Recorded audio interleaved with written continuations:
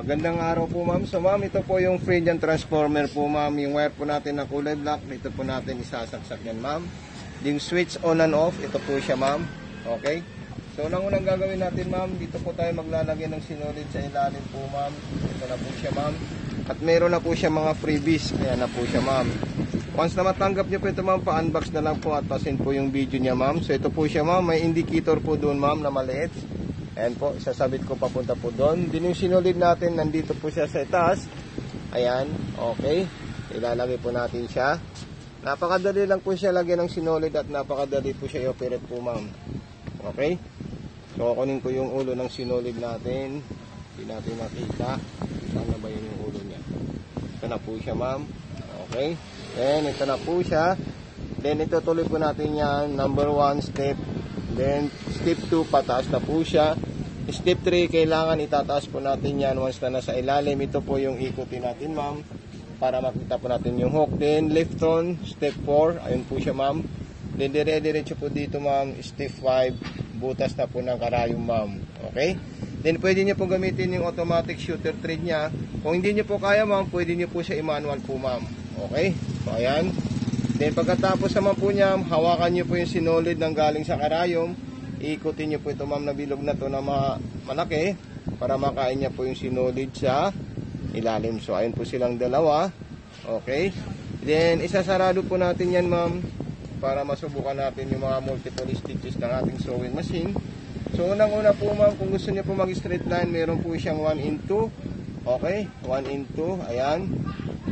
Then distance, ito po siya ma'am. Ayan. Then button start, ayan po. Then reverse, ito po siya ma'am. Long press, umatras na po siya.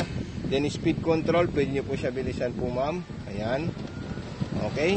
Then zigzag, so pwede po kayo mamili na number 3, number 4, or number 5. Pwede nyo rin po baguhin kung gusto nyo po masinsin yung zigzagger nyo po mga ma'am. Ayan. Okay. So napakadali lang po siya gamitin. Ayan. And yung pang-aging naman po niya ma'am, pwede nyo po siya gamitin.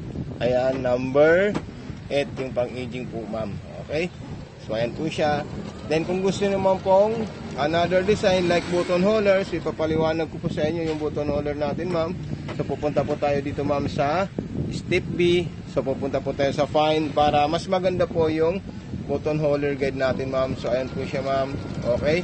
Then babalik tayo sa step A. Ayan. Kasi atras na po yan kusa at tatapusin niya po yung button holder po natin ma'am. So ayan po siya. Then balik tayo sa letter B para makomplete po yung button holder natin ma'am. So ayan po siya ma'am. May pakita natin. So ayan po siya ma'am. At kung meron po kayong katanungan ma'am, huwag po kayong mahihiya mag-message sa akin. So ayan po yung itsura ng ating sewing machine. Kompleto na po yan. At yung transformer po ma'am, ito po siya ma'am.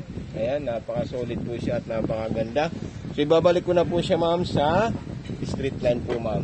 Okay, so ayan po siya ma'am. At ilalagay ko po ito sa normal distance. So number 3. So refilling thread, anyway, ito po yung refilling thread niya ma'am. Tutulak natin doon, tapos ilalagay natin yung bilog at pipindutin natin ito. At siya lang po yung tatakbo po ma'am. Okay, so ganyan lang po siya ma'am, kadaling gamitin. Maraming salamat and God bless.